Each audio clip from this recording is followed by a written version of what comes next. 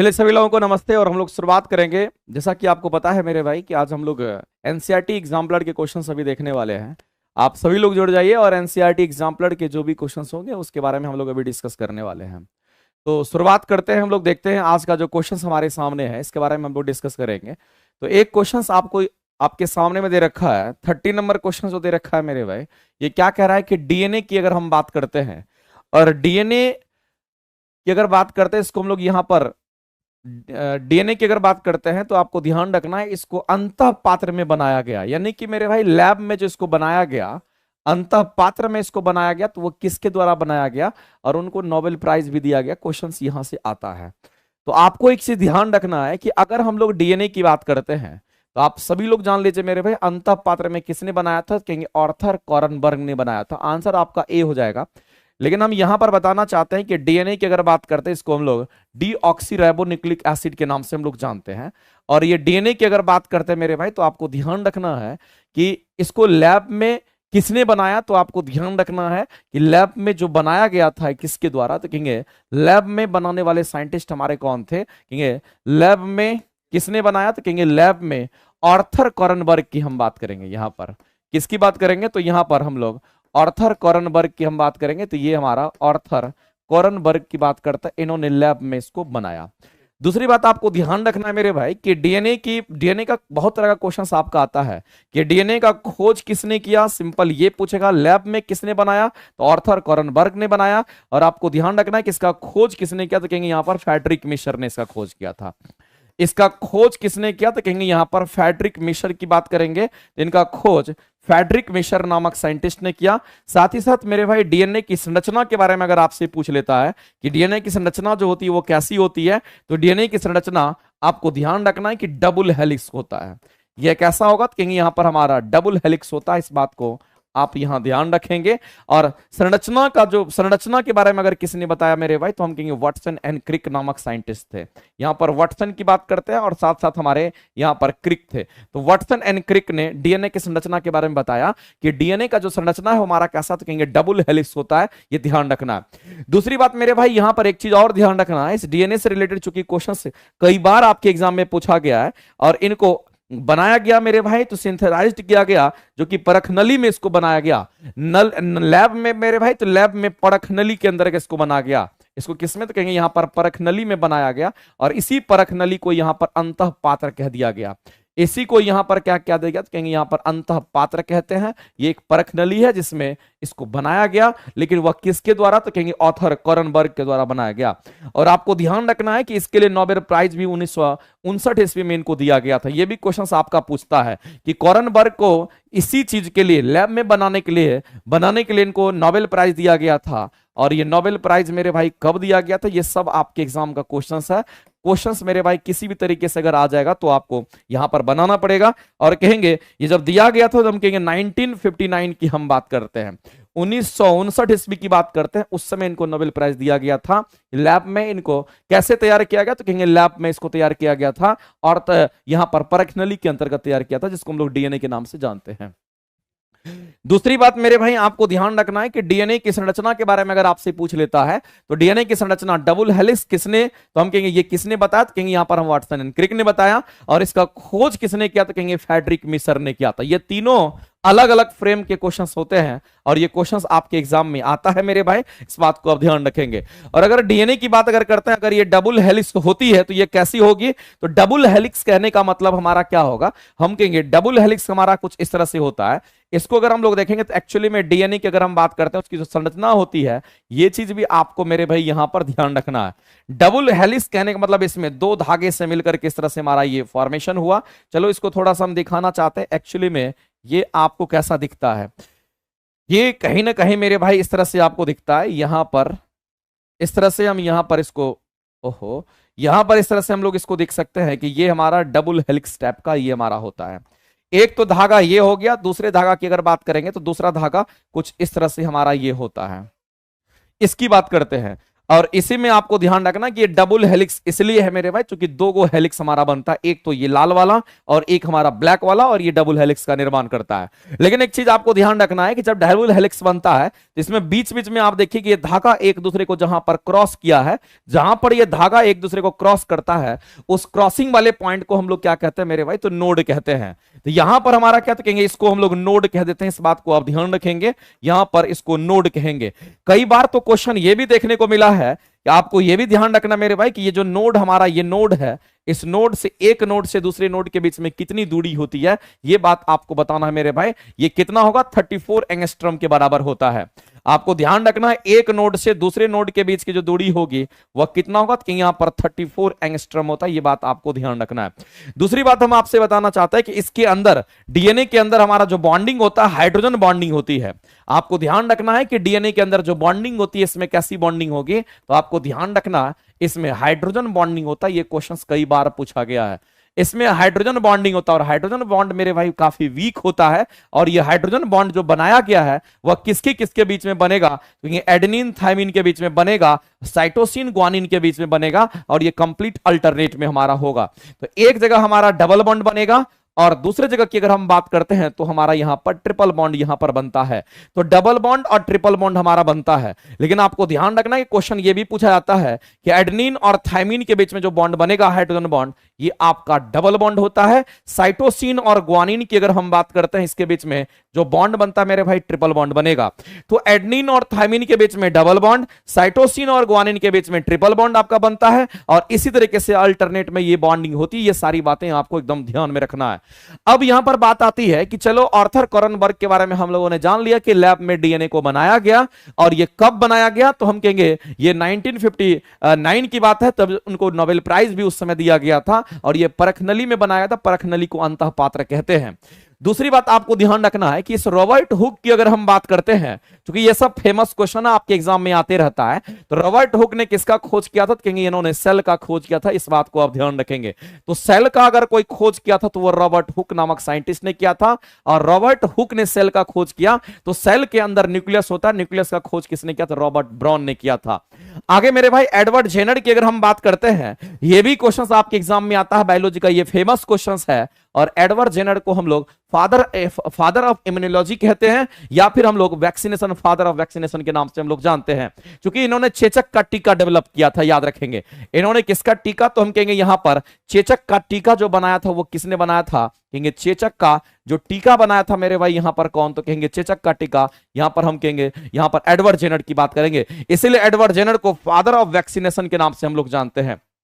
इसको हम लोग क्या कहेंगे, तो यहां पर फादर ऑफ वैक्सीनेशन के नाम से जानते हैं। ये सारी बात आपको यहां पर ध्यान रखनी होगी। एक एक मेरे भाई क्वेश्चंस आपके एग्जाम का क्वेश्चंस है, और इस तरीके से अगर इस क्वेश्चन के अगर आंसर करेंगे तो ऑप्शन नंबर हमारा ए करेक्ट हो जाएगा। ऑप्शंस ए जो होंगे वो हमारे करेक्ट हो जाएंगे। आप सभी लोग मेरे भाई ध्यान दीजिए और सबसे पहले सेशन को लाइक करिए। इस क्वेश्चन का आंसर करेंगे ऑप्शन नंबर ए, और कहेंगे परखनली में जो बनाया था डीएनए को आर्थर कॉरनबर्ग था। इस बात को आप ध्यान रखेंगे, सारे पॉइंट्स को ध्यान रखना। आगे चलते हैं। अगला क्वेश्चन मेरे भाई दे रखा है, और ये भी क्वेश्चन आपके एग्जाम में कई बार आता है बायोलॉजी में। कह रहा कि निम्न में से किस समूह के जीवों का, निम्न में से किस समूह के जीवों का यहां पर बोल दिया गया है कि डूबने से हुई मौत का पता लगाने के लिए इस्तेमाल किया जाता है। अगर कोई पानी में डूब जाता है कि उसकी मौत डूबने से हुई है, वो कैसे पता चलेगा, तो डूबने से हुई मौत का पता लगाने के लिए वह डायटम की अगर हम बात करते हैं, डायटम हमारा सवाल है। ये डायटम की अगर हम बात करते हैं, ये एक प्रकार का हमारा सवाल होता है। इस बात को आप ध्यान रखेंगे।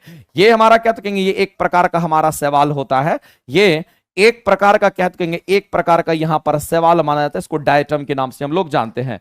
ये एक प्रकार का क्या तो कहेंगे यहां पर हमारा सवाल होता है जो पानी के अंदर होता है मेरे भाई। और यही डायटम क्या होते हैं, जब आदमी कोई डूबता है तो उसके सांस में, उसके फेफड़े में, उसके लंग्स में ये डायटम के छोटे छोटे टुकड़े चले जाते हैं। तो आपको ध्यान रखना है। तो यहां पर ये डायटम जो हमारा सवाल है, यही मेरे भाई क्या होगा, जब आदमी डूबता है तो उस समय उसके लंग्स में जाकर के फंस जाता है। ये कहां पर, ये लंग्स में मेरे भाई यहां पर फंस जाता है। और फिर जब पता लगा जाता है कि उसकी मौत कैसी हुई है, तो यही डायटम को देखा जाता है उसके लंग्स में, और तब हम कहते हैं कि उसकी मौत डूबने से हुई है।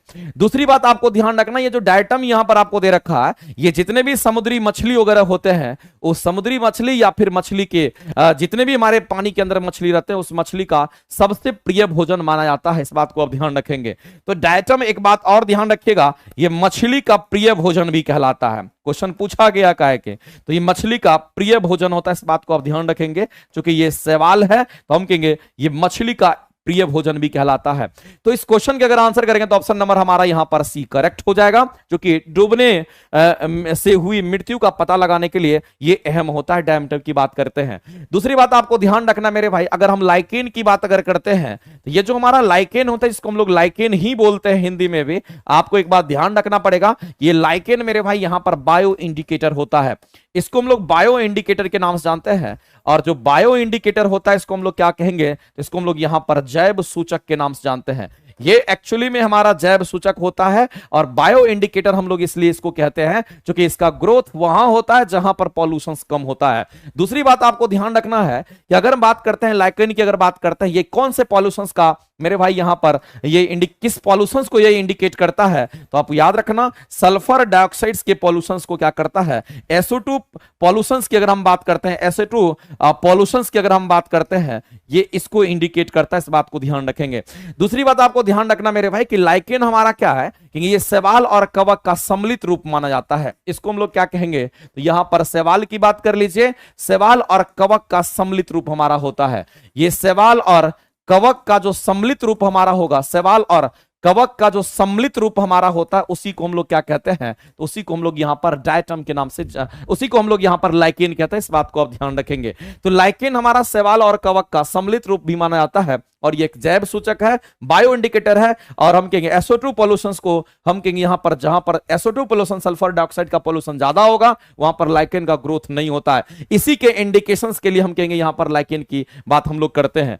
और दूसरी बात आपको ध्यान रखना है यहां पर, जैसे लाइकेन की हम बात करते हैं, जहां पर मेरे भाई लाइकेन के ग्रोथ की अगर हम बात करते हैं, इसके ग्रोथ की अगर हम बात करते हैं, इसका ग्रोथ की अगर बात करते हैं, इसका ग्रोथ अगर होगा, हम कहेंगे ग्रोथ वहां होगा जहां पॉल्यूशन कम होता है। जहां क्या होगा, तो कहेंगे जहां पर पॉल्यूशंस की हम बात करते हैं, जहां पॉल्यूशंस क्या होगा, तो कहेंगे जहां पॉल्यूशंस कम होता है, जहां पॉल्यूशंस कम होता है वहां पर इसका ग्रोथ होता है। इस बात को आप ध्यान रखेंगे, वहां पर बहुत तेज गति से इसका ग्रोथ होता है। दूसरी बात मेरे भाई, अगर प्रोटोजोआ की बात करते हैं, तो बहुत सारे प्रोटोजोआ के बारे में आपने पढ़ा होगा, आपने जाना होगा। अगर हम लोग प्रोटोजोआ की अगर बात कर लेते हैं, तो ये प्रोटोजोअल डिजीज भी बहुत सारा होता है।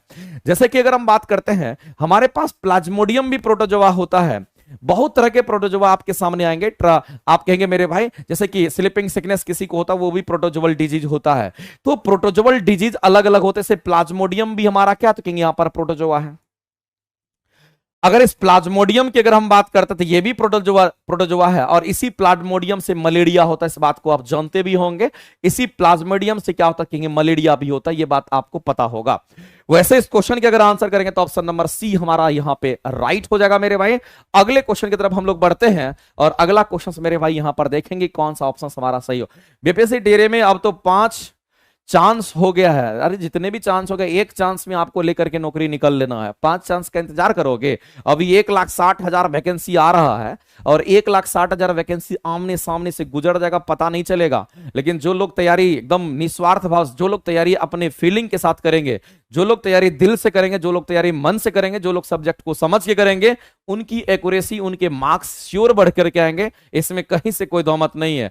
अब जो लोग चाहेंगे कि हवा फायरिंग करके हम मार्क्स बढ़ा लें, ऐसा संभव नहीं है। हम आपको कुछ चीज मेरे भाई हम बताना चाहेंगे। अगर आपको लगता है कि साइंस आपका वीक है, अभी भी आपके पास मौका है, आप बेहतर कर सकते हैं। तरीका आपके पास पता होना चाहिए। हम आपको ये मान के चलिए कि अगर आपको 70-80 नंबर तक, अगर आपका 80 नंबर 9-10 वाले स्टूडेंट को अगर पूछता है, 88 नंबर तक साइंस पूछता है, क्योंकि 80 नंबर उसका पेपर का और 8 नंबर कॉमन पेपर का हो जाता है, तो वैसी परिस्थिति में मेरे भाई मैं आपको बता देना चाहता हूं कि अपने मार्क्स को आप इंप्रूव करोगे, टेस्ट क्वेश्चन बना करके 50-60 नंबर ले आओगे। लेकिन 80 में 80 कन्वर्ट करना, 88 में 88 कन्वर्ट करना, तभी ये पॉसिबल हो सकता है जब आप कंसेप्चुअली अगर पढ़ते हैं किसी भी चीज को। चाहे आप फिजिक्स की बात करें, चाहे आप केमिस्ट्री की बात करें, चाहे आप मेरे भाई बायोलॉजी की बात करते हैं, तो एक एक चीज को आपको बारीकी से पढ़ना पड़ेगा, फिर क्वेश्चंस लगाते रहना पड़ेगा, और क्वेश्चंस भी लगाते रहना, और आपको थ्योरी भी पढ़ना है। और इस तरह के कॉम्बिनेशन से अगर आप पढ़ाई करते हैं तो आपकी तैयारी बेहतर होगी। क्योंकि अभी आपके पास अगर कोई टीआरई 4 की तैयारी करने वाले जो स्टूडेंट होंगे, आपके पास अच्छा खासा अभी भी समय है, क्योंकि अक्टूबर नवंबर से पहले एग्जाम नहीं होना है। वैसे शेड्यूल आपका अगस्त का था, लेकिन अभी तक नोटिफिकेशन और किसी भी चीज के बारे में पता नहीं है। जब तक टीआरई 3 का रिजल्ट जारी नहीं होता है, तब तक नोटिफिकेशन वगैरह की आप संभावना यहां पर व्यक्त नहीं कर सकते हैं। तो अभी यही हम कह सकते हैं कि वैकेंसी आपका 1,60,000 प्लस की वैकेंसी जो है टीआरई 4 का, वो आपका अक्टूबर नवंबर में होगा। और आपके पास 4-5 महीने का भी समय है कि 3-4 महीने में अपने आप को बेहतर कर सकते हैं। अगर किसी को भी अगर लगता है कि साइंस में आप वीक हैं, साइंस में आपको दिक्कत हो रही है, आप साइंस को नहीं समझ पा रहे हो, तो मेरे भाई मैं आपको बताना चाहता हूं कि एक चीज हम आपको बताना चाहते हैं। एक बैच हम साइंस के लिए दिए हैं, और ये अखंड ज्योति बैच करके हमने यहां पर दिया है। आपको हम बताना चाहते हैं मेरे भाई, ये अखंड ज्योति बैच, इसमें बहुत सारे बच्चे एनरोल हो चुके हैं, और ये 3 अगस्त से हमारा ये बैच आ रहा है। ये कब आ रहा है? तो 3 अगस्त से ये बैच हमारा आ रहा है। और अखंड ज्योति बैच ये कंप्लीट ऑनलाइन मोड में हम आपको प्रोवाइड कर रहे हैं। इसमें कोई ऑफलाइन ऑनलाइन का झंझट नहीं है। ये कंप्लीट रूप से आपका कंप्लीट ऑनलाइन मोड में ये क्लासेस आपको हम पढ़ाएंगे। कंप्लीट ऑनलाइन मोड में ये क्लासेस आपकी चलेगी, और कंप्लीट ऑनलाइन मोड में ये जो क्लासेस हम आपका प्रोवाइड करेंगे, इसमें हम आपको क्या क्या कर रहे हैं आपको ध्यान रखना है। सबसे पहला, अगर किसी को भी लगता है कि अखंड ज्योति बैच हमको करना है, तो आप अगर साइंस में अगर थोड़ा भी अगर डर लग रहा है, आप श्योर कर लीजिएगा, क्योंकि इस साइंस में हम यहां पर अखंड ज्योति बैच में इस थ्योरी के साथ साथ हम आपको यहां पर एमसीक्यूज भी हम देंगे। और ये एमसीक्यूज हम आपको वही देंगे जो चैप्टर वाइज आपका होना है। अगर आप फिजिक्स में वीक हैं, अगर आप केमिस्ट्री में वीक हैं, अगर आप बायोलॉजी में वीक हैं, हमारी कोशिश यही रहेगी कि थ्योरी के साथ साथ क्वेश्चंस भी करवाएंगे। इसके बोर्ड पीडीएफ से लेकर के स्टडी मटेरियल से लेकर के हर चीज से लेकर के हम आपको पूरी तरीके से लैस कर देंगे। आपको लगेगा कि थ्योरी भी हमें आ रहा है, और थ्योरी पे बढ़िएगा, लगातार टेस्ट वेस्ट आपका चलता रहेगा। हम आपको पूरे के पूरे तौर पे प्रैक्टिस में रखेंगे, और जिसमें आपके पास 4 महीने का समय लगभग है, 3-4 महीने का, अपने आप को बहुत अच्छी स्थिति में आप पा सकते हैं। अगर आपको लगता है कि अखंड ज्योति बैच करना चाहिए, तो आप साइंस का कर सकते हैं, जिसमें फिजिक्स केमिस्ट्री बायो की अगर हम बात करते हैं, फिजिक्स केमिस्ट्री बायो ये मेरे द्वारा ये बैच दिया गया है। आप देखिएगा प्लेटफॉर्म बाय नवीन कुमार सिंह एप्लीकेशन पर ये मिलेगा। आप अगर किसी भी एग्जाम की तैयारी करते हो, आप साइंस को बेहतर करना चाहते हो, अपने फिजिक्स केमिस्ट्री बायोलॉजी को बेहतर करना चाहते हो, अपने थ्योरी एमसीक्यू साथ आप कंप्लीट करना चाहते हो चैप्टर वाइज, तो मेरे बैच ये बैच हमारा 3 अगस्त से आ रहा है। आप सभी लोग जाएंगे प्लेटफॉर्म बाय नवीन कुमार सिंह एप्लीकेशन पर, आप सर्च करेंगे, आपको ये बैच दिखाई दे देगा। इसमें कंप्लीट ऑनलाइन मोड में हम सबसे पहले आपको बता देना चाहते हैं, इसमें कंप्लीट हमने इस बार क्या किया है, तो इसमें एनसीईआरटी थ्योरी हमने इसको मेंशन किया। इस बात को आप ध्यान रखेंगे, कंप्लीट एनसीईआरटी थ्योरी को हमने रखा है। और दूसरी बात मैं आपको बता देना चाहता हूं कि इसमें चैप्टर वाइज आपके क्वेश्चंस भी होते रहेंगे। इसमें चैप्टर वाइज क्वेश्चंस भी आपका होगा, इस बात को आप ध्यान रखेंगे। इसमें आपका चैप्टर वाइज क्वेश्चंस भी इसमें करा दिया जाएगा। इसमें चैप्टर वाइज आपके एमसीक्यूज भी होंगे, तो चैप्टर वाइज एमसीक्यूज भी होगा। साथ ही साथ आपको यहां पर स्टडी मटेरियल पूरे के पूरे अच्छे तरीके से आपको मिलेंगे, क्योंकि ये हमारे देख रेख में सारी चीजें की जा रही है, तो हम पूरे तरीके से आपको हर चीज प्रोवाइड करेंगे। और साथ ही साथ मेरे भाई आपको हम बोर्ड पीडीएफ भी प्रोवाइड करेंगे, ताकि आपको पढ़ने में समझने में कोई दिक्कत नहीं हो, और आप यहां पर अपने साइंस को बेहतर कर सकते हो। चूंकि बहुत सारे बच्चे होते हैं जिनको बाद में पता चलता है कि हमें क्या करना है। अगर मेरे भाई ऑफलाइन क्लासेस अगर किसी को करना है, तो ऑफलाइन की क्लासेस हमारी चल रही है 3 से लेकर के 5 बजे के बीच में साइंस की क्लासेस, और 5 बजे से लेकर के 7 बजे के बीच में आपका मैथ की क्लासेस होगी। साइंस और मैथ का कंबाइंड क्लासेस, साइंस और मैथ अलग अलग भी आपकी क्लासेस ऑफलाइन मोड में भी ये क्लासेस हमारे यहाँ स्टार्ट हुई है। लेकिन अगर कंप्लीट, अगर आप दूर दूर के रहने वाले हैं, अगर आपको कंप्लीट ऑनलाइन अगर करना है, तो आप याद रखिएगा इसी अखंड ज्योति बैच की हम बात कर रहे हैं, ये 3 अगस्त से मेरे भाई स्टार्ट हो जाएगा। बहुत ही मिनिमम फीस में रखा गया है। आप इसकी क्वालिटी, कंटेंट और इसमें मेहनत को देख करके आप कहोगे कि सर बहुत ही मिनिमम है, और बहुत ही मिनिमम फीस में हम ये सारी चीजें आपको प्रोवाइड कर रहे हैं। साइंस दिक्कत है तो आप दूर कर लीजिए, इसके साथ साथ हम अलग से मेरे भाई मिसलेनियस एमसीक्यूज भी आपके लिए लेकर के आएंगे, जिसमें आपकी बेहतर तैयारी कराने का हम कोशिश करेंगे। और आपका कोई फाउंडेशन क्लास है सर साइंस का, सुनाया फाउंडेशन क्लासेस के लिए अगर आप जाना चाहते हैं तो फाउंडेशन क्लासेस साइंस के लिए ऑनलाइन मोड में आप इससे जुड़ सकते हैं और आपको यहां से बेहतर कंटेंट मिलेंगे, आप इसमें बेहतर कंटेंट को ले सकते हैं। अखंड ज्योति बैच में ये चीज दिया जा रहा है। साइंस में फिजिक्स, केमिस्ट्री, बैच, बायोलॉजी तीनों पोर्शंस आपको कराए जाएंगे और बेहतर तरीके से कराए।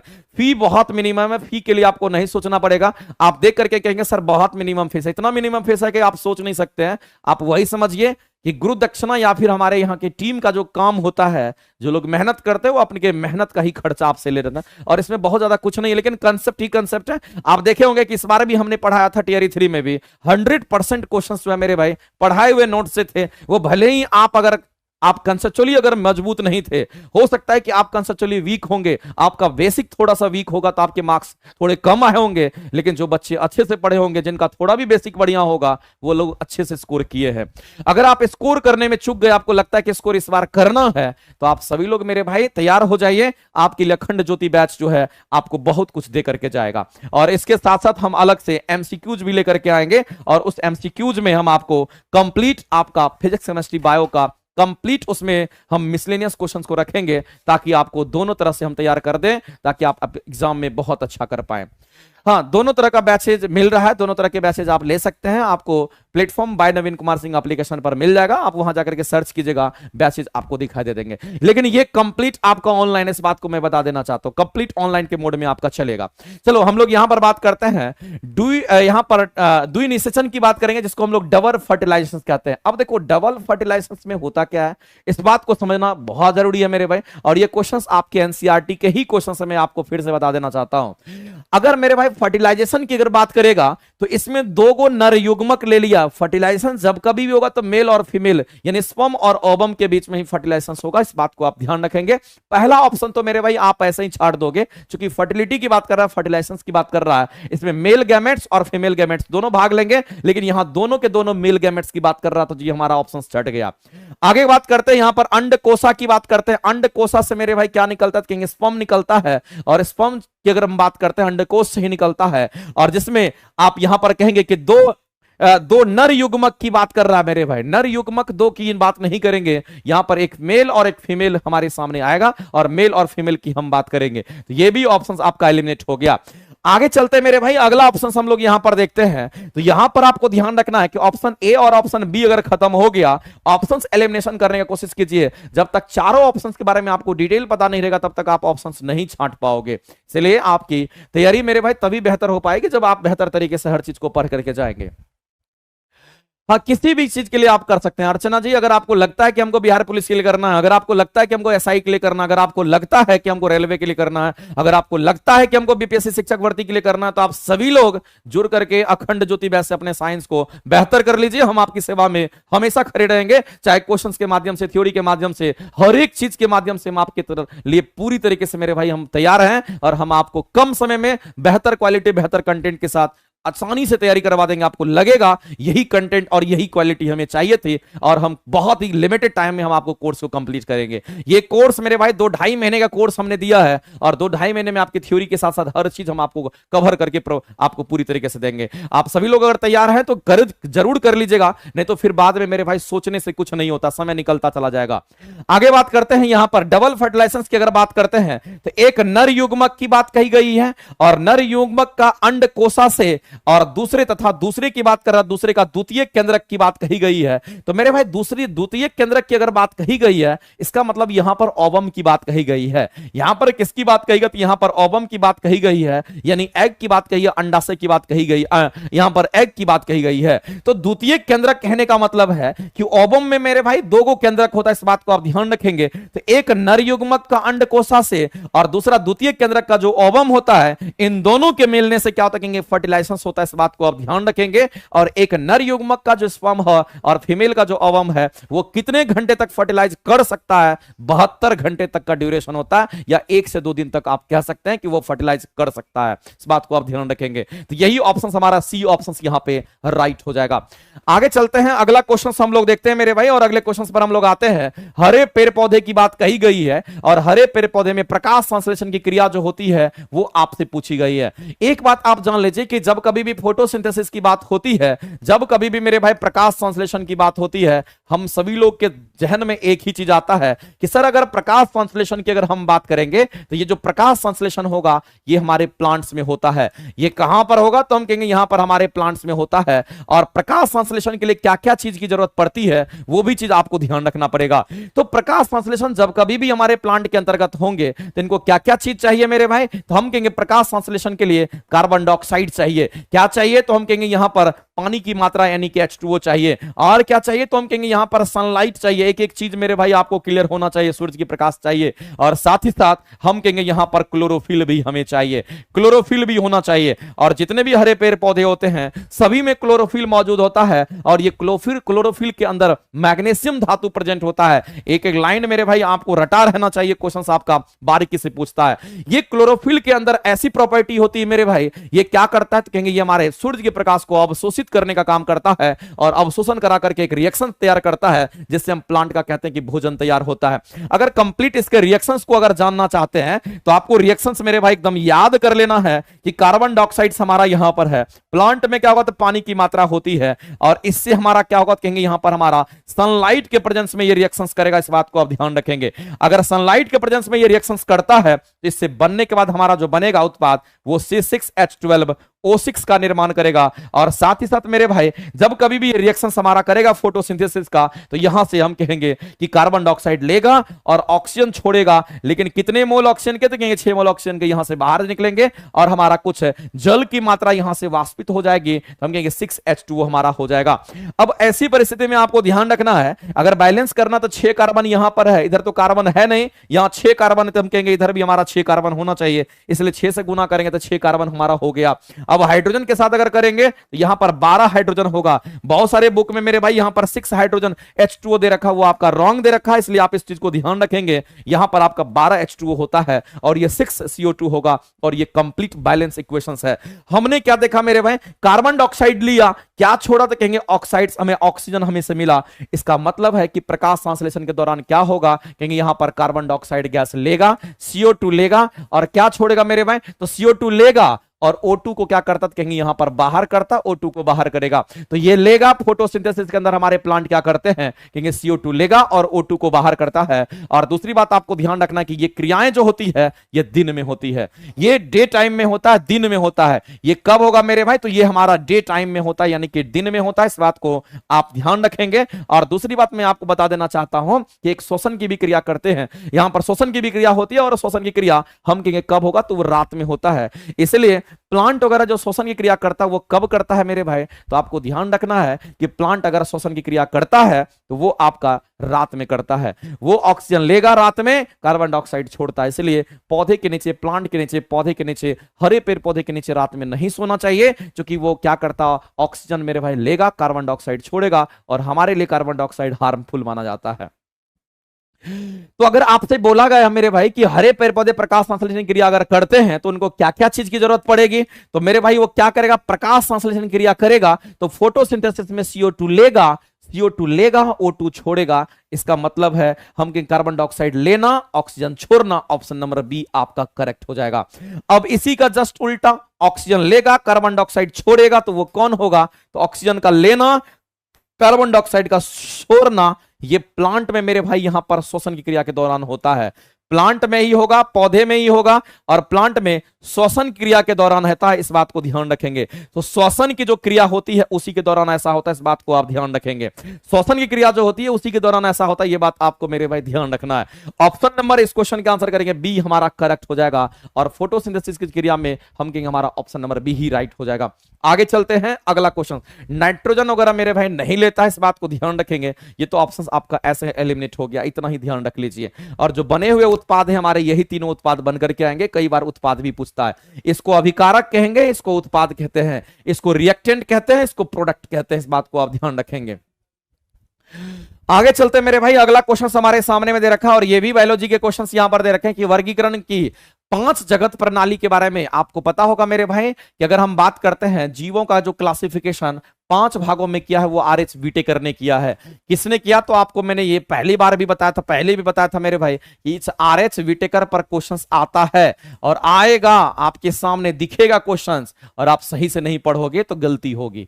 तो आर.एच. व्हिटेकर ने जीवों को कितने भागों में क्लासिफाई किया? तो 5 भागों में क्लासिफाई कर दिया। और 5 जो है ये टर्म आपको आपके जहन में रहना चाहिए।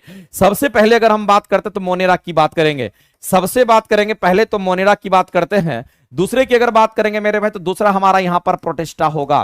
तो मोनेरा हो गया, दूसरा हमारा यहां पर प्रोटेस्टा की हम बात करेंगे। और तीसरे की अगर बात करते हैं मेरे भाई तो हम कहेंगे यहां पर एनिमिलिया की हम बात करेंगे। और चौथे की अगर हम बात करते हैं तो चौथा हमारा यहां पर फंगी हो गया। और पांचवी की अगर हम बात करते हैं मेरे भाई तो ये पांचवा जो क्लासिफिकेशन है, मोनेरा हो गया, प्रोटेस्टा हो गया, एनिमिलिया हो गया, फंगी हो गया। इसके बाद मेरे भाई एक और हमारा हो जाएगा जिसको हम लोग प्लांटी कहते हैं, जो कि हमारा प्लांट वगैरह इसी कैटेगरी में आता है, इसको हम लोग प्लांटी कहते हैं। अब यहां पर मामला क्या है मेरे भाई, इसको समझना है कि अगर हम मोनेरा की बात करते हैं, ये मोनेरा सभी से डिफरेंट है। अगर हम इन सभी की अगर बात करते हैं तो ये सभी के सभी हमारे यूकैरियोटिक सेल से बना होता है। ये सभी के सभी किससे बना होता है? एक लाइन में आप जान लीजिए, ये सभी के सभी हमारे यूकैरियोटिक सेल का बना होता है। इस बात को ध्यान रखना, यूकैरियोटिक सेल का जो बना होता है ये कौन होगा? तो कहेंगे ये हमारा सभी के सभी यूकैरियोटिक सेल का बना होता है। और अगर कोई यूकैरियोटिक सेल का बना होता है तो आपको ध्यान रखना है कि इसके अंदर हर चीज डेवलप होता है। इसके अंदर केंद्रक झिल्ली भी डेवलप होगा, इसके अंदर केंद्रक भी डेवलप होगा, इसके अंदर मेरे भाई न्यूक्लियस भी डेवलप होगा, इसके अंदर हम कहेंगे लाइसोसोम भी डेवलप होगा, इसके अंदर हर चीज उपलब्ध होगा मेरे भाई, जिसको हम लोग यूकैरियोटिक सेल के अंतर्गत रखते हैं। तो प्रोटिस्टा की अगर हम बात करते हैं तो प्रोटिस्टा के अंतर्गत रहने वाले जो जीव हैं आपको ध्यान रखना है, जैसे कि हम अमीबा की बात कर लेते हैं, हम यूग्लिना की बात करते हैं, अमीबा हो गया, यूग्लिना हो गया, पैरामीशियम की बात करते हैं। और ये क्वेश्चंस मेरे भाई बहुत इंपॉर्टेंट है। पैरामीशियम की हम बात कर लेते हैं तो अमीबा हो गया, यूग्लिना हो गया, पैरामीशियम की अगर हम बात कर लेते हैं ये सभी के सभी हमारे प्रोटेस्टा में आता है। लेकिन अगर मोनेरा की अगर हम बात करते हैं तो ये मोनेरा हमारा प्रोकैरियोट्स में आता है, ये हमारे यूकैरियोटिक में नहीं आता है, ये डिफरेंट है। ये किस में आएगा? तो कहेंगे यहां पर ये प्रोकैरियोटिक सेल से बना हुआ हमारा होता है। ये किससे? तो कहेंगे यहां पर ये हमारा प्रोकैरियोटिक सेल से बना होता है। अगर कोई प्रोकैरियोटिक सेल से बना होता है मेरे भाई तो आपको ध्यान रखना इसमें केंद्रक झिल्ली वगैरह प्रेजेंट नहीं होगा, इसमें केंद्रक झिल्ली भी नहीं होगा। साथ ही साथ आपको ध्यान रखना है कि जब इसमें केंद्रक झिल्ली नहीं होगा तो हम कह सकते हैं मेरे भाई कि इसमें हमारा केंद्रक भी डेवलप नहीं करता है। तो यहां पर केंद्रक वगैरह का डेवलपमेंट हमारा नहीं होगा, इसलिए हम यहां पर क्रॉस कर देते हैं। केंद्रक झिल्ली भी नहीं होगा तो केंद्रक वगैरह भी नहीं होगा, तो ये हमारा मोनेरा। लेकिन मोनेरा के अंतर्गत जो आने वाले जीव है मेरे भाई, चूंकि क्वेश्चन कई बार पूछता है तो आपको याद रखना इसमें हमारा साइनोबैक्टीरिया की हम बात करेंगे। किसकी बात करते हैं? तो यहां पर हम साइनोबैक्टीरिया की बात करते हैं। और जो साइनोबैक्टीरिया होता है जिसको आप यहां पर ब्लू ग्रीन अलगी के नाम से भी जानते हो, इसी को ब्लू ग्रीन अलगी भी कहते हैं। और ये जो ब्लू ग्रीन अलगी है मेरे भाई, इसी को हम लोग यहां पर ब्लू ग्रीन अलगी को ही हम लोग नील हरित शैवाल के नाम से भी जानते हैं। इसी को हम लोग नील हरित शैवाल भी कहते हैं, जो कि साइनोबैक्टीरिया होता है। अब यहां पर मामला क्या है मेरे भाई, तो आपको ध्यान रखना ये जो हमारा अलगी होता है, जो हमारा साइनोबैक्टीरिया की हम बात करेंगे, तो ये हमारे कुछ ऐसे बैक्टीरिया मेरे भाई जो कि हमारा प्रोकैरियोटिक सेल बना होता है, इसमें केंद्रक वगैरह नहीं होता है। तो क्वेश्चन में कुछ वैसा ही पूछा गया आपसे कि अगर हम लोग ब्लू ग्रीन अलगी, जिसको नील हरित शैवाल कहते हैं, ब्लू ग्रीन अलगी को नील हरित शैवाल कहते हैं, अब यहां पर मेरे भाई इसको किस श्रेणी में रखा गया? तो कहेंगे इसको हम लोग यहां पर मोनेरा में रख दिया गया। इसको किस में रखा गया? तो मोनेरा में रख दिया गया।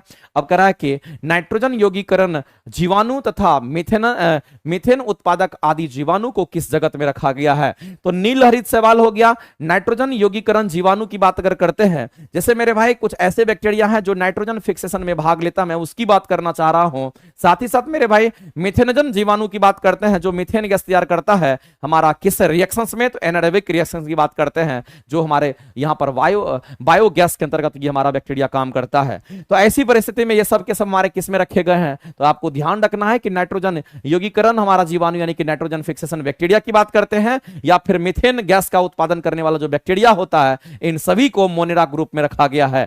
और जो मोनेरा ग्रुप में रखा गया आदि जीवाणु को किस जगत में रखा गया? क्योंकि मोनेरा में होगा, प्लांटी है, फंगी है, प्रोटिस्टा है, मोनेरा कहीं नहीं दिख रहा है, दूर दूर तक नहीं दिख रहा है। हम कहेंगे उपयुक्त में से कोई नहीं, ऑप्शन नंबर ई हमारा करेक्ट हो जाएगा, क्योंकि ये मोनेरा समूह के अंतर्गत इन सभी को रखा गया। इस बात को आप ध्यान रखेंगे। फंगी में मेरे भाई सभी कवक शामिल हो जाते हैं, प्लांटी में सभी प्लांट शामिल हो जाएंगे, और प्रोटिस्टा के बारे में तो मैंने आपको बता ही दिया। एक कोशिकीय जीव आपका यूग्लिना हमारा हो जाएगा, अमीबा हो जाएगा, पैरामीशियम वगैरह हमारा यहां पर आ जाता है। बिल्कुल सही बात है मेरे भाई। यहां पर आंसर करेंगे उपयुक्त में से कोई नहीं, यानी कि आंसर करेंगे ऑप्शन नंबर ई आपका राइट हो जाएगा इस क्वेश्चन के लिए। लेकिन ये सब टर्म जितना बात मैंने आपको बताया याद रखिए, चूंकि क्वेश्चंस कई बार पूछता है। ये वाला क्वेश्चन मेरे भाई टीआरई 2 में पूछा गया था कि कौन सा स्तनधारी कौन सा स्तनधारी अंडा देता है। अब वैसे हम सभी लोग जानते हैं कि स्तनधारी जानवर जो होते हैं वो बच्चा देता है, वो अंडा नहीं देता है। ऐसा हम सभी लोग जानते हैं कि सभी मेमल्स क्या करता है मेरे भाई, तो बच्चा देता है। लेकिन कुछ ऐसे मेमल्स हैं, वो अपवाद हैं, वो एक्सेप्शंस है, कुछ ऐसे मेमल्स हैं वो क्या करता है, तो अंडा देता है। तो अंडा देने वाला जो हमारा स्तनधारी होगा वो कौन होता है, तो आपको याद रखना पड़ेगा मेरे भाई। यहां पर हम कहेंगे एकिडना की बात करते हैं। हम किसकी बात करेंगे, तो हम यहां पर एकिडना की बात करते हैं। या फिर किसकी बात करेंगे, तो हम यहां पर प्लेटिपस की बात करते हैं। ये सब हमारे जीव हैं। यहां पर एकिडना हो गया या फिर प्लेटिपस की बात करते हैं। ये दोनों के दोनों क्या है, तो मेरे भाई यहां पर स्तनधारी हैं, इस बात को आप ध्यान रखेंगे। ये दोनों के दोनों मेमल्स हैं, स्तनधारी हैं। लेकिन स्तनधारी होते हुए भी अंडा देता है। ये स्तनधारी है फिर अंडा देगा, और फिर अंडा से क्या होगा, तो आप जानबे करते हैं कि बच्चा होगा। फिर बच्चा होकर क्या करेगा, कहेंगे उसको वो दूध पिलाता है, फिर इसको ये दूध पिलाता है। इस बात को आप ध्यान रखेंगे। ये दो मेरे भाई ऐसे जीव हैं जो कि अपवाद हैं, इस बात को आप ध्यान रखेंगे। ये अपवाद है, आपको ध्यान रखना है। अपवाद एक्सेप्शन है, याद रखेंगे। वैसे हम सभी लोग जानते हैं कि सभी मेमल्स क्या करता है, बच्चा देता है। लेकिन एकिडना और प्लेटिपस हमारा क्या करेगा, तो यहां पर अंडा देता है। तो एकिडना प्लेटिपस हमारा कहां पर दे रखा है, तो एक ही ऑप्शन में आपका सी दे रखा है। और हम कहेंगे ये हमारा एकिडना की बात करेंगे, और हमारा ये हम कहेंगे यहां पर बच्चा नहीं, अंडा देता, अंडा से फिर बच्चा होता है।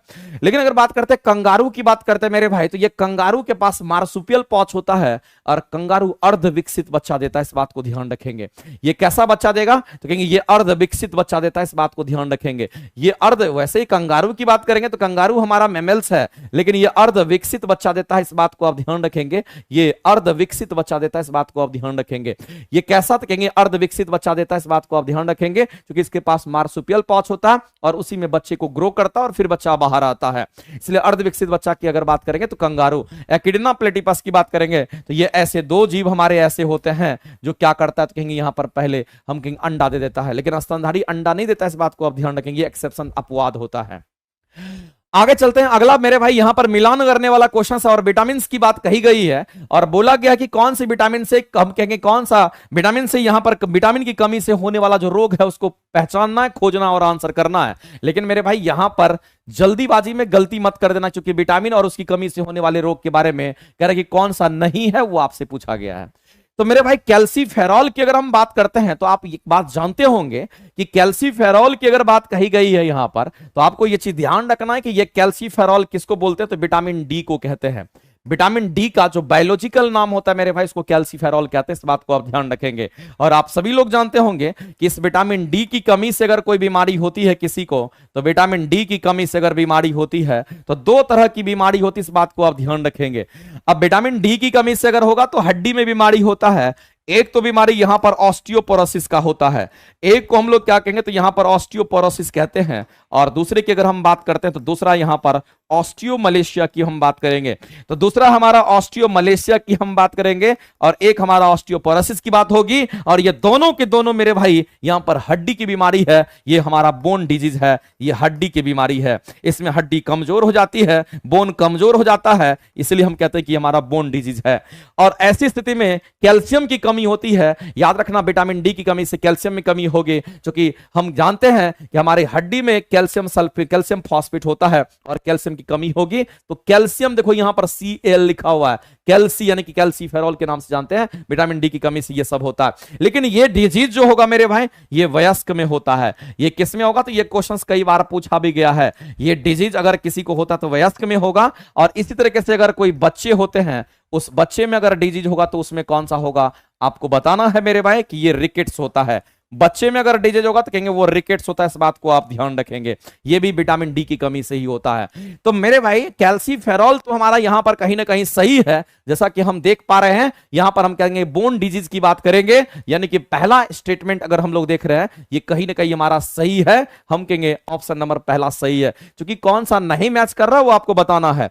आगे की बात करते हैं, नियासिन की बात करते हैं मेरे भाई। विटामिन बी3 को नियासिन के नाम से हम लोग जानते हैं, और विटामिन बी3 जो हमारा नियासिन होगा, इसकी अगर हम बात कर लेते हैं, याद रखना इसका बायोलॉजिकल नाम में विटामिन बी3 का हमारा नियासिन होता है, और इससे पेलाग्रा होता है, जिसको हम लोग यहां पर चम्रदाह के नाम से भी जानते हैं। ये सभी को पता होगा, ऑप्शन नंबर हमारा ये भी सही है। आगे चलते हैं मेरे भाई, राइबोफ्लेविन की बात करते हैं। विटामिन बी12 की अगर बात करते हैं, विटामिन बी2 की अगर बात करते हैं, उसको राइबोफ्लेविन का नाम देते हैं, और विटामिन बी2 का जो बायोलॉजिकल नाम होगा हमारा राइबोफ्लेविन होगा। इससे मेरे भाई बेरी बेरी रोग नहीं होता है।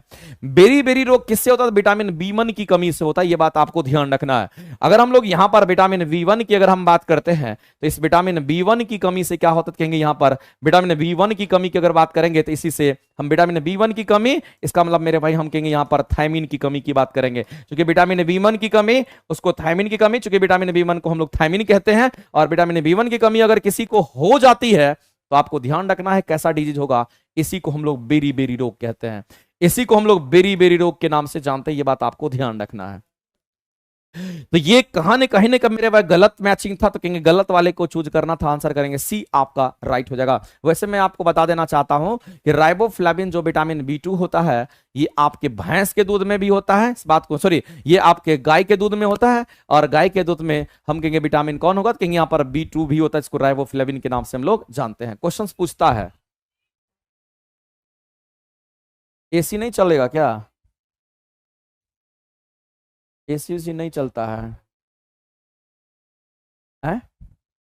उगले की और अगला क्वेश्चन मेरे भाई यहां देखते हैं। अगला क्वेश्चन दे रखा है कि न्यूरॉन के कोशा में कार्यों की संख्या सबसे अधिक किसमें होती है? ब्रेन में। मेरे भाई एक बात हम सभी लोग जानते हैं कि न्यूरॉन से ही हम कहते हैं यहां पर हमारा क्या होता है, कहेंगे जो भी सिग्नल हमारे ब्रेन में पहुंचता है वो न्यूरॉन के माध्यम से पहुंचता है, और ये न्यूरॉन हमारा जो है, हम कहेंगे जितनी भी एक्टिविटी हमारे बॉडी के अंदर होती है, सारे सिग्नल्स को अगर हमारे ब्रेन में पहुंचाती है, तो वो न्यूरॉन पहुंचाती है। और न्यूरॉन्स के 3 पार्ट्स होते हैं, डेंड्राइट्स होगा, सेल बॉडी होगा, और एक्सॉन का पार्ट्स होता है, आप सभी लोग जानते होंगे। और मेरे भाई इस क्वेश्चन के अगर आंसर करेंगे, तो एक ही लाइन में आप आंसर क्या करेंगे? सबसे अधिक बोला है, सबसे संख्या में सबसे अधिक बोला गया है, तो न्यूरॉन हमारे मस्तिष्क में होगा, इस बात को आप ध्यान रखना। क्वेश्चंस आपके इजी हैं, और न्यूरॉन पर कई बार क्वेश्चन इस बार भी आया था, आगे भी आने की संभावना रहती है। जैसे कि हम न्यूरॉन की, चलो हम चर्चा कर ही देते हैं, इसमें न्यूरॉन की बात कर देते हैं। अगर मेरे भाई न्यूरॉन की अगर हम बात करते हैं, तो न्यूरॉन के 3 पार्ट्स होते हैं। इसमें कितने पार्ट्स होंगे? तो मुख्य रूप से इसके 3 पार्ट्स होते हैं, और 3 पार्ट्स को अगर आप उठा करके देखिएगा, तो इसमें आपको क्या क्या मिलेगा, तो कहेंगे सबसे पहला चीज हमारा डेंड्राइट्स का आएगा, सबसे पहला मेरे भाई यहां पर डेंड्राइट्स आएगा। उसके बाद अगर हम बात करते हैं, तो यहां पर हमारा सेल बॉडी का आएगा, और तीसरे की अगर हम बात करते हैं मेरे भाई, तो थर्ड जो तीसरा हमारा होगा, जिसको हम लोग यहां पर कहेंगे हमारा एक्सॉन का पार्ट होता है। ये कहीं ना कहीं मेरे भाई आपने देखा होगा, पढ़ा होगा, आपने सुना होगा। ये सब न्यूरॉन के ही पार्ट्स होते हैं। डेंड्राइट्स हो गया, सेल बॉडी हो गया, एक्सॉन हो गया, और डेंड्राइट्स में सबसे पहले संवेदना यही मिलती है, सबसे पहला इंफॉर्मेशन डेंड्राइट्स को मिलता है। तो मेरे भाई आपको ध्यान रखना यहां पर कि सबसे पहले अगर इंफॉर्मेशन अगर किसी को मिलता है, तो आपको ध्यान रखना है सबसे पहले इंफॉर्मेशन अगर किसी को मिलता है, तो वह किसको मिलेगा? क्योंकि यहां पर सबसे पहले इंफॉर्मेशन डेंड्राइट्स को मिलेगा। ये किसको देगा? तो सबसे पहले इंफॉर्मेशन इसके पास आएगा, ये क्या करेगा मेरे भाई? तो ये आगे ट्रांसफर करेगा, और ये सेल बॉडी को देगा। सेल बॉडी के बाद फिर किस में ट्रांसफर होगा? कहेंगे एक्सॉन में ट्रांसफर होता है। और ऐसे ही हमारा हम कहते हैं कि एक न्यूरॉन से दूसरे न्यूरॉन में हम कहते हैं यहां पर क्या, तो कहेंगे यहां पर हम इस तरीके से यहां पर हम कहेंगे कि इंपल्स, या फिर हम कहेंगे कोई भी सिग्नल ट्रांसफॉर्मेशन होता है। और एक न्यूरॉन से दूसरे न्यूरॉन में अगर जाता है, तो अगर क्रॉस करता है, एक न्यूरॉन से दूसरे न्यूरॉन में अगर जाएगा, वहीं पर मेरे भाई एक न्यूरॉन से दूसरे न्यूरॉन के अगर एक न्यूरॉन से दूसरा न्यूरॉन अगर जुड़ता है, तो उसी को हम लोग सिनेप्स कहते हैं। यानी 2 न्यूरॉन के जंक्शंस को ही सिनेप्स कहा जाता है। क्वेश्चन इस बार भी आपके एग्जाम में आया था। आगे मैं बता देना चाहता हूं मेरे भाई कि एक बात और आप जान लीजिए, अगर क्वेश्चंस अगर आपके सामने में आ जाएगा, तो आपसे छूटना नहीं चाहिए, आपसे बन जाना चाहिए। सबसे अधिक संख्या में बोला था, इसलिए हम लोग मस्तिष्क यानी कि ब्रेन के साथ जाएंगे, और ये ब्रेन में ही सूचना हमारा प्रदान करता है। वैसे अगर आप देखेंगे, तो इसका स्ट्रक्चर मेरे भाई बायोलॉजिकली अगर आप स्ट्रक्चर इसका देखना चाहते हैं, इसके न्यूरॉन का जो स्ट्रक्चर होता है कुछ इस तरह से ही होता है। ये बात आपको ध्यान रखना है।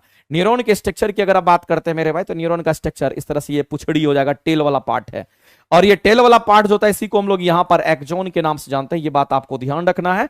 और इसी में इसकी अगर हम बात करते हैं, इसको हम लोग सेल बॉडी कहते हैं, और सेल बॉडी के अंतर्गत ही न्यूक्लियस होता है, और इससे जो बाहर निकला हुआ पार्ट होता है इसको हम लोग डेंड्राइट्स के नाम से जानते हैं।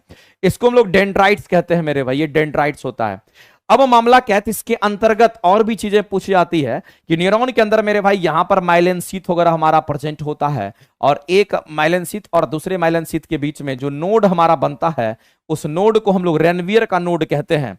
यहां पर नोड बनेगा मेरे भाई, यहां नोड बनेगा, यहां नोड बनेगा, यहां नोड बनेगा, यहां नोड बनेगा। क्वेश्चन पूछा गया है यहां पर जो नोड बनता है उसको क्या बोलते हैं, तो याद रखना इसको हम लोग रेनवियर का नोड कहते हैं, इसको हम लोग रेनवियर का नोड कहते हैं। इस बात को ध्यान रखेंगे क्योंकि क्वेश्चन आपके एग्जाम में आ चुका है इसलिए। और एक न्यूरॉन से दूसरा न्यूरॉन कनेक्टेड होता है, और कहते हैं कि दो न्यूरॉन के जंक्शंस को ही सिनेप्स कहते हैं। बताइए, नहीं बताया, नहीं बताया, ऐसा हो नहीं सकता है। दो न्यूरॉन के जंक्शंस को क्या कहेंगे, तो एक बात ध्यान रखना है, अगर हम लोग यहां पर दो न्यूरॉन के जंक्शंस की अगर हम बात करेंगे, तो दो न्यूरॉन के जंक्शंस की अगर हम बात करेंगे तो आपको ध्यान रखना है कि दो न्यूरॉन के जंक्शंस को हम लोग क्या कहते थे, इसी को हम लोग यहां पर सिनेप्स के नाम से जानते हैं। इसी को हम लोग सिनेप्स कहते हैं, सिनेप्स कहते हैं। इस बात को आप ध्यान रखेंगे क्योंकि आपके एग्जाम में ये क्वेश्चन आता है और पूछता है। दो न्यूरॉन के जंक्शंस को ही हम लोग सिनेप्स कहते हैं, बिल्कुल सही बात है। आगे चलते हैं, तो यहां तक मेरे भाई हो गया। अगला क्वेश्चन देखते हैं। अगला क्वेश्चन भी यहां पर काफी कंसेप्चुअली है मेरे भाई, कि फेफड़ा में बोला गया है कि अगर रुधिर एवं कोष्ठकीय वायु के बीच में गैसों का विनिमय होता है, अगर मेरे भाई हमारे बॉडी में अगर गैसों का विनिमय, गैस एक्सचेंज अगर करता है, तो हमारे बॉडी में गैस एक्सचेंज कहां पर होता है, तो कहेंगे हमारे लंग्स में, फेफड़ा में होता है। लंग्स के किस भाग में होगा, तो कहेंगे लंग्स के एल्वुलाई पर होता है, जिसको कूपिका कहते हैं, जिसको आप नंगी आंखों से नहीं देख सकते हो, जिसको नेकेड आई से आप नहीं देख सकते हो, जिसको देखने के लिए आपको माइक्रोस्कोप का इस्तेमाल करना पड़ेगा। और आप सभी लोग मेरे भाई सेशन को लाइक भी कर दीजिए। बाद बाकी आगे हम लोग अगले क्वेश्चंस को हम लोग देखेंगे। Sir daily science practice BPSC 4.0 का कब से आएगा? अगस्त के फर्स्ट वीक से मिलेगा। आप सभी लोग तैयार रहिए, हम आपकी सेवा में पूरी तरीके से मेरे भाई तैयार हैं। हमारी पूरी टीम कमर कस चुकी है आपके लिए। अगर आप तैयार हैं, हम तैयार हैं, तो मेरे भाई ये मान के चलो कि 1,60,000 की जो वैकेंसी है, या फिर हमारे बिहार में जितनी भी वैकेंसी है, आगे आप देखेंगे सचिवालय की वैकेंसी है, बिहार पुलिस की वैकेंसी है, दारोगा की वैकेंसी है, जितनी भी एग्जाम की जो भी जहां भी साइंस आपको मिलेगा, उस जगह पर मेरे भाई साइंस के लिए मुझे याद करोगे, हम तुम्हारे लिए हमेशा खड़े रहेंगे। बेहतर कंटेंट हम आपको प्रोवाइड करेंगे, अच्छी क्वालिटी के साथ हम आपको पढ़ाएंगे। जो पढ़ाएंगे वही पढ़ाएंगे जो एग्जाम में पूछता है, क्योंकि हम हमेशा उसी पे टारगेट करते हैं। हमारा हमेशा टू द पॉइंट काम होता है।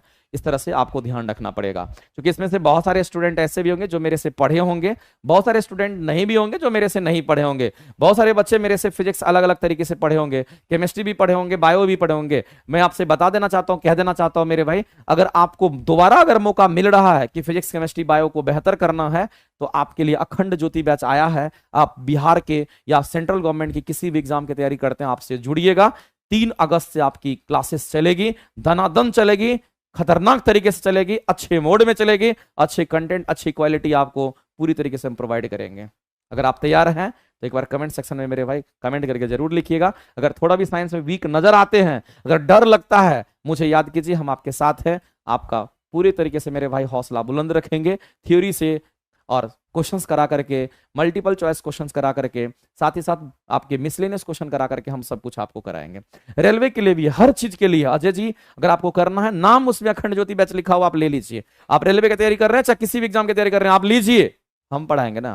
क्वेश्चन आपको बनाना है ना, हम कह रहे हैं तो आप करिए उसको, बहुत मजा आएगा। ठीक है, चलिए आगे चलते मेरे भाई। कौन कौन सब्जेक्ट, कौन कौन, ये मोनिका जी कह रही है फिजिक्स केमिस्ट्री बायो तीनों सब्जेक्ट है। कंप्लीट ऑनलाइन पीडीएफ के माध्यम से क्लासेस चलेगी, एकदम दनादन चलेगी।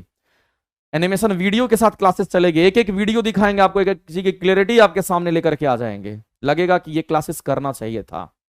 अगर आप फंस रहे हैं, मामला कहीं ना कहीं फंस रहा है, तो करना चाहिए आपको।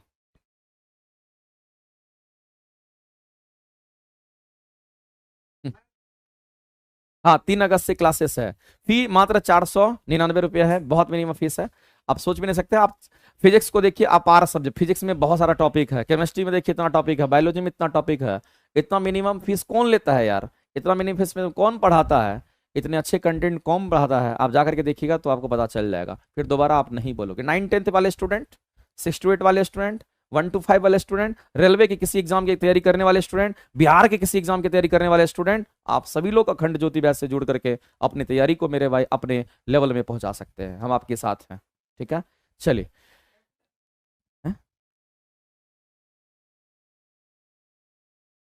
और यहां तक तो हम आज करा दिए हैं, लेकिन आगे हम कराते और क्वेश्चंस, लेकिन अभी थोड़ा सा कुछ अर्जेंट काम है जिसकी वजह से हमें अभी निकलना पड़ रहा है। आप लोगों को मेरे भाई मैं बता देना चाहता हूं कि 2 अगस्त के बाद, 2 अगस्त के बाद ये भाई आपके लिए जान हाजिर कर देगा। थोड़ा 2 अगस्त तक हम थोड़ा बिजी हैं किसी काम से लेकर के, और 2 अगस्त के बाद अभी देखते होंगे यूट्यूब वगैरह पे बहुत कम आते हैं क्वेश्चन का कलेक्शन, एकदम बेतौर बेजान बेहतरीन आपके लिए लेकर के आएंगे।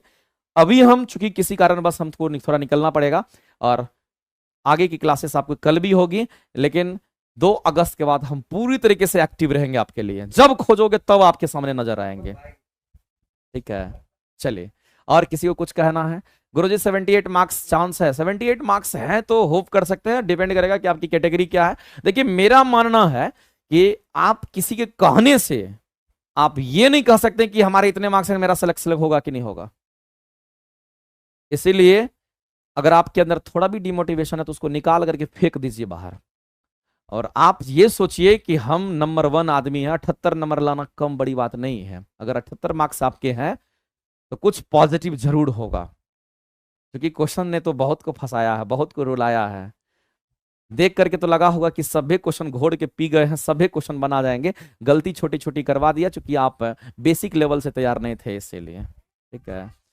तो आप सभी तैयार रहिए। हम आप तो कहना चाहते हैं मेरे भाई, थ्योरी हो एमसीक्यू हो किसी भी माध्यम से जुड़िए ना, आपको कराते हैं ना, बेहतरीन तरीके से आप मेरे साथ करिए, कोई दिक्कत नहीं, किसी बात का टेंशन नहीं है। चलिए, आज इस क्लासेस को हम यहीं रोकेंगे, लेकिन जाते जाते हम यही कहेंगे मेरे भाई, सभी लोग सेशन को लाइक कर दीजिए, और किसी को कुछ पूछना है तो आप बता सकते। सर मेरा 6 to 8 में 85 आ रहा है, वाह क्या बात है, 85 आप अच्छे स्कोर में हैं, टेंशन नहीं लीजिए। हम तो ये कहते हैं 70+ अगर आपके मार्क्स हैं तो आप ठीक ठाक जोन में हैं, आप खराब जोन में नहीं है। आपका सिलेक्शन फिक्स है मेरे भाई, आपका सिलेक्शन होगा। अगर टीआरई 3 में अगर लकली, हम ऐसा कहते नहीं है, आप ये नहीं कहना कि मास्टर वाक की बोल देगा मेरे भाई, अगर लकली अगर 1 आध नंबर से नहीं भी हुआ, टीआरई 4 तुम्हारा इंतजार कर रहा है, तुम्हारी मेहनत तुम्हें रिजल्ट दे के रहेगी। बस तैयार रहना है, हारना नहीं है। जो हिम्मत हार गया बाहर हो गया, हिम्मत नहीं हारना। जिस दिन सिलेक्शन लेकर के रहना, एक एक सीट आपके लिए है, आप मेहनत कीजिएगा, आपका सीट आपको मिलेगा। हाँ, मेरे से ही पढ़े होंगे, लगातार सब लोग पढ़े हैं, बहुत लोग क्वेश्चंस बनाए हैं। हमने देखा है मेरे भाई कि एक एक क्लास भी मैंने बेहतरीन तरीके से आपको करवा करके दिया है, और दूसरी क्लासेस नियुक्ति 4.0 भी हम लेकर के आएंगे। नियुक्ति 4.0 में कंप्लीट एमसीक्यू 4000 क्वेश्चन इस बार करवाएंगे। तहलका मचेगा इस बार यूट्यूब की दुनिया, और साथ ही साथ आपको ऐप की दुनिया में। आपको लगेगा कि अगर सिर्फ सर के साथ अगर रह गए तो अगर 80 में 80 लाना है तो 80 में 80 ला सकते हैं, लेकिन मेरे साथ रहना पड़ेगा, मेरे साथ काम करना पड़ेगा आपको, ठीक है। तो चलिए, फिजिक्स केमिस्ट्री बायो का आप लुत्फ उठा सकते हैं। कब से? 3 अगस्त से, ठीक है। Thank you very much. अभी किसी कारणवश हमको निकलना पड़ रहा है, बहुत बहुत धन्यवाद मेरे भाई, यहां तक हमने करा दिया है। मिलते हैं हम लोग फिर नेक्स्ट क्लास में, बहुत बहुत धन्यवाद।